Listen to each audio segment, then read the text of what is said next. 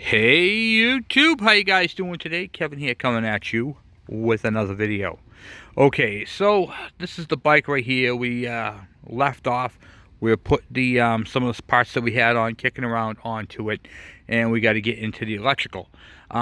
So I was going to put the other engine I have on this bike, but then I was reading some of the comments that have had, not just on this bike, but some of the other ones.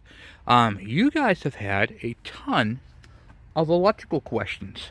I was reading I can't remember how many electrical questions there were on lighting, charging, ignition. I'm not getting spark, diagnostics. I did a couple of videos on ignition systems and everything else. And some of you guys had problems that were a little further advanced than what I was explaining to you guys in my videos. Everything from shorted wires and everything else. And I've pretty much taken the Kawasaki KE100 to its maximum diagnostic level as far as carburation goes and all that for you. But there's still a lot of stuff that we haven't covered.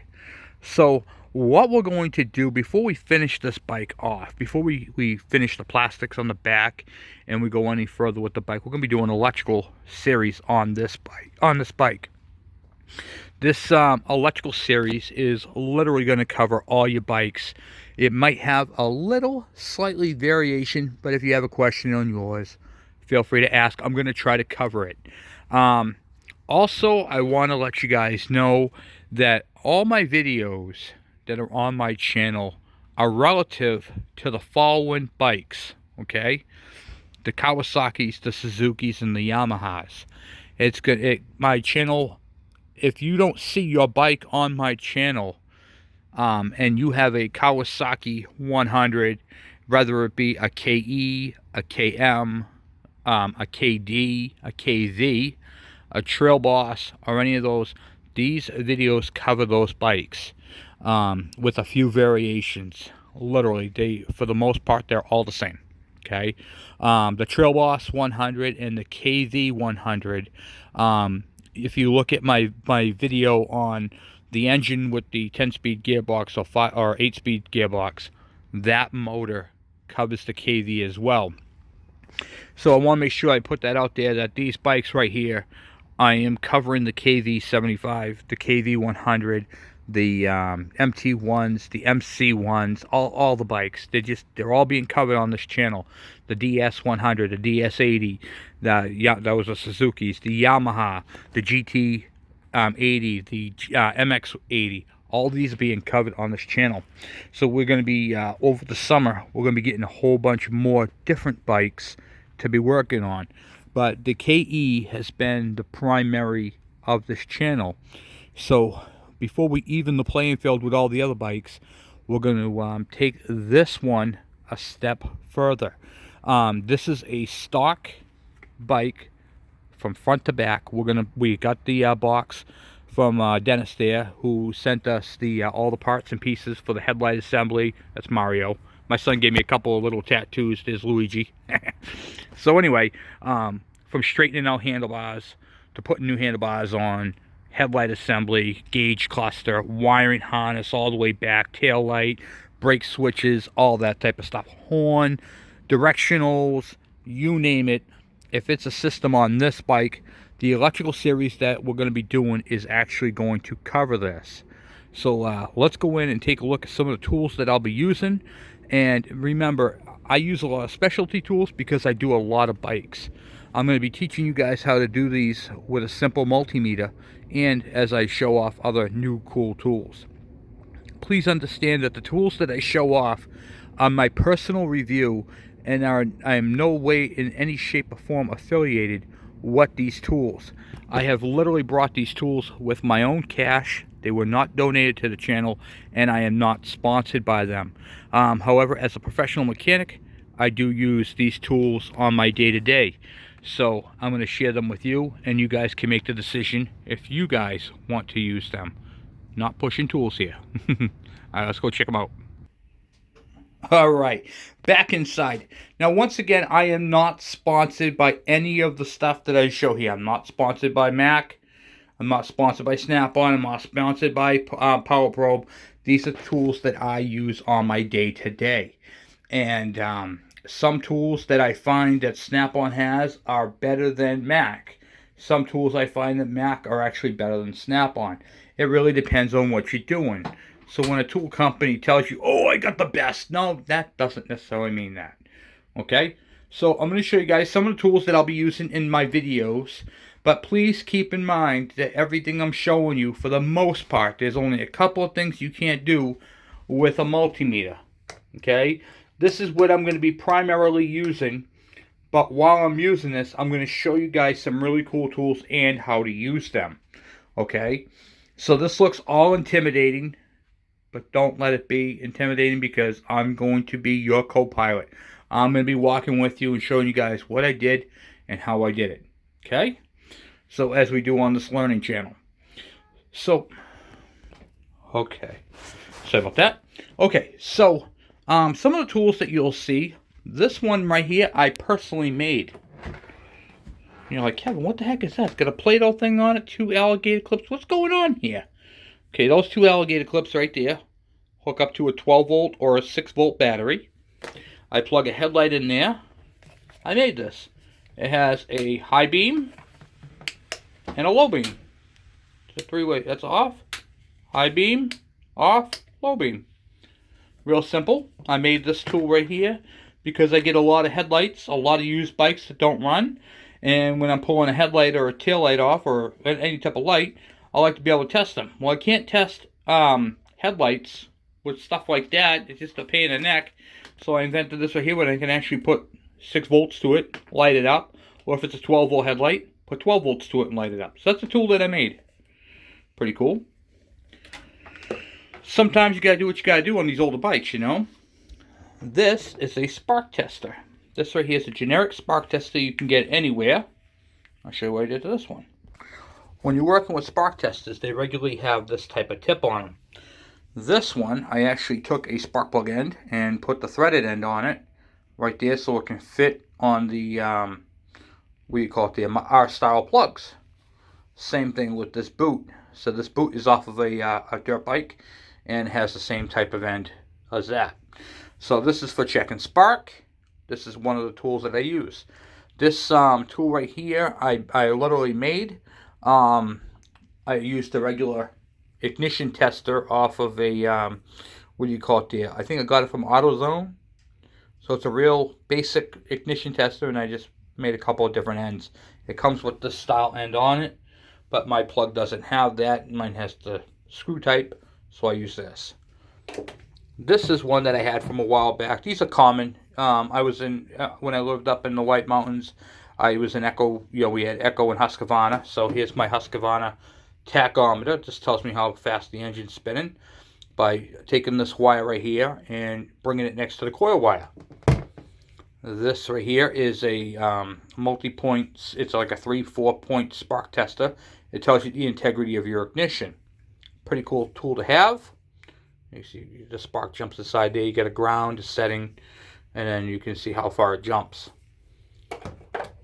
It's all for small engine stuff, but it works.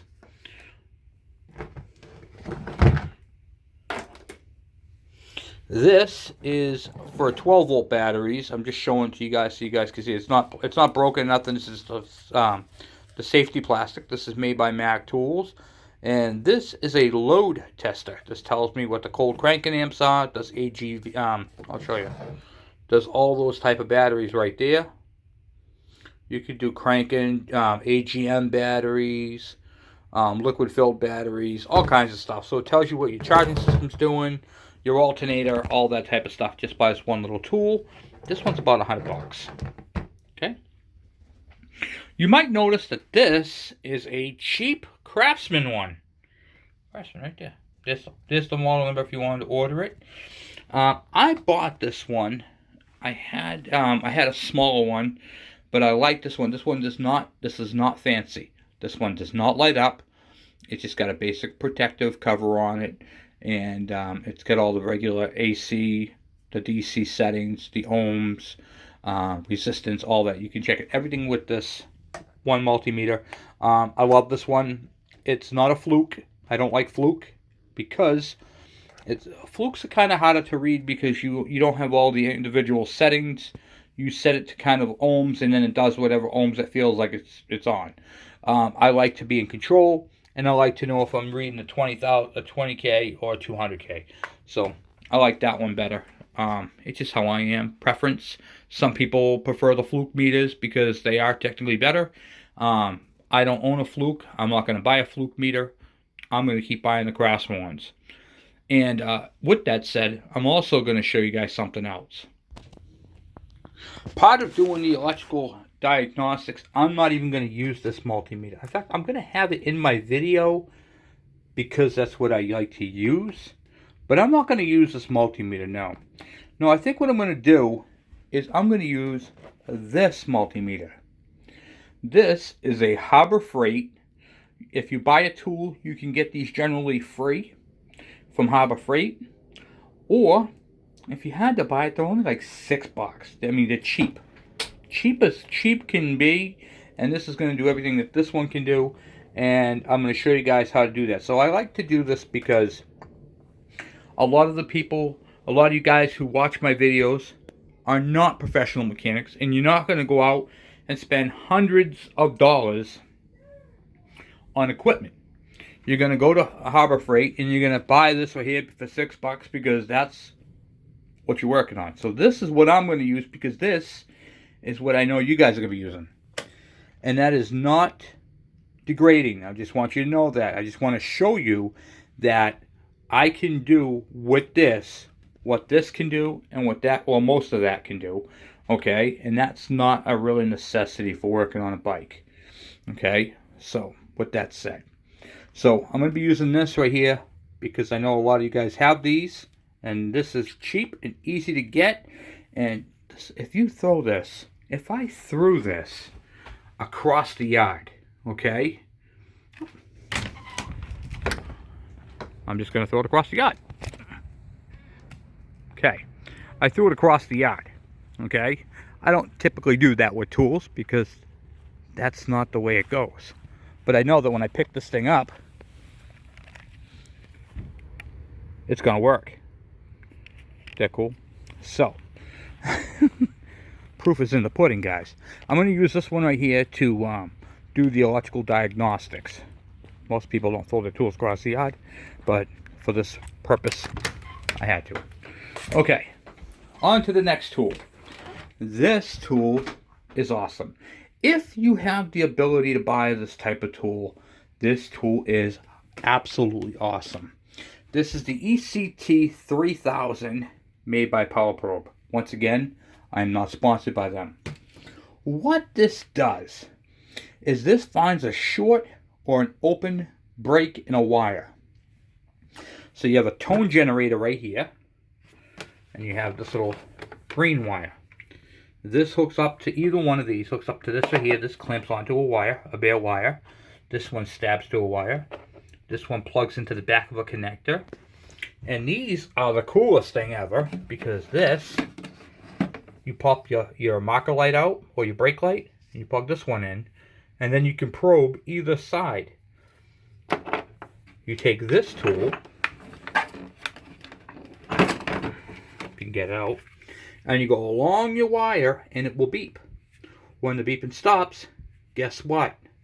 You found your break in the wire. This is a cool tool. This right here is what I use to stop from taking apart a whole electrical system trying to find one broken wire. I can use this right here, find the short and fix it quickly. So you have, this is for your brake light. You can see how it's got the two. This plugs into where you take your light bulbs out. This plugs into your light bulb, and you could check the high beam and the low beam of the light bulb. And for the single filament, you use the single one. And you probe that, and then you can find the wire that's broken. You can even find out if your light fixture is bad with this. And then this is for the newer style cars, like the Hondas, the Fords, the Chevys, the Dodges, and it just plugs into them. But these This one right here with the single is for your directionals, and this one with the double is for your brake light and your brakes. So, or your running lights. Pretty cool tool to have. And then this right here hooks up to your battery, but I'm going to show you guys how to use this whole thing. This is a really cool tool. Once again, I'm not sponsored by them, but it's made by Power Probe. And they have some of the best products out there, guys. Everything's pretty much interchangeable. So I have another Power Probe. I have the Power Probe 3. Another cool tool. This allows me to read voltage on a wire. I can put power to a wire. And so say there's a break in the wire and I just want to check that circuit. I can literally put power to the circuit just by this little switch. Boom. I can read negative. I can read positive. It's awesome. Another cool tool that I've already showed you guys how to use and how it works is this. It's made by Snap-on. It's the part number right there. Once again, not affiliated with Snap-on, but it's got the red for power, the green for ground, and it has the voltage meter right on the thing. So this right here reads, it's a 12 volt digital circuit, but it reads from 4 to 19 volts. This will work on your 6 volt systems, guys. The other thing I'm going to show you guys is a good quality pair of strippers. So these right here, I picked these up at a yard sale, and I'll tell you, these are the best. So these have the strippers right there, the wire gauge, and if you go like this, watch it, ready? Flip it, and now it's a pair of wire cutters. Let's see, show you this better. Now it's a pair of wire cutters, and it's a pair of strippers. And got the writing right on it for the wire gauge. The other tool that I use is this. This right here strips the wires. Doesn't matter what gauge it is, it strips it, and then you can crimp it down here, but we don't use butt connectors. I stay away from butt connectors. I'm going to show you guys why, and I'm going to explain to that in some of my videos. And then, of course, a good pair of wire crimpers and cutters. Okay? Because sometimes you got to crimp new ends on. Anyway, so with that said, that is, we're going to be doing, like I said, the fundamentals of electrical. This is just the first talk of it, and what I decided to do with the white bike to show you guys and to help you guys out with your diagnostics of wiring. I think before we put an engine on it, before we build an engine for it, let's go through it, electrical, top to all, like I said, but I was wondering how I wanted to do it, and now I figured it out. So what we're going to do is we are going to use a manual. We are going to be using electrical schematics, which are typically in the back of the book. I have to find them right here. So we are going to be using electrical schematics, complicated ones like this, and basic easy ones like that. Okay, so we're going to be touching base on all electrical systems to and fro, 12 and 6 volt. So hopefully that helps you guys out and gives you guys a little bit of help, because that's what we do on this channel. We're doing the whole electrical system from headlight to tail light, and then we're going to go from there. And I'm going to show you guys a couple things, a couple of cool things that you can do to modify your electrical system so it performs a lot better. Anyway, guys, I know this is kind of a boring video. It's just a lot of talking. And showing you guys off some cool tools and what we do and what we're going to be using. But this is literally going to be electrical fundamentals. I'm not exactly sure how I'm going to do the series. I think I might just do electrical fundamentals series. Part 1, Part 2, Part 3. You guys get what I'm saying. So next time we do this video, there's not going to be really much talking except for working on the bike itself and showing you guys what to do and where to start. But first we got to put the bike together. So we're going to be doing that first, then we'll be doing the electrical. Alright, well I hope everybody had a good Thanksgiving, and I will talk to you guys later. Thank you for subscribing, thank you for sharing, and I hope you find this video helpful. Thank you guys, and I'll talk to you later.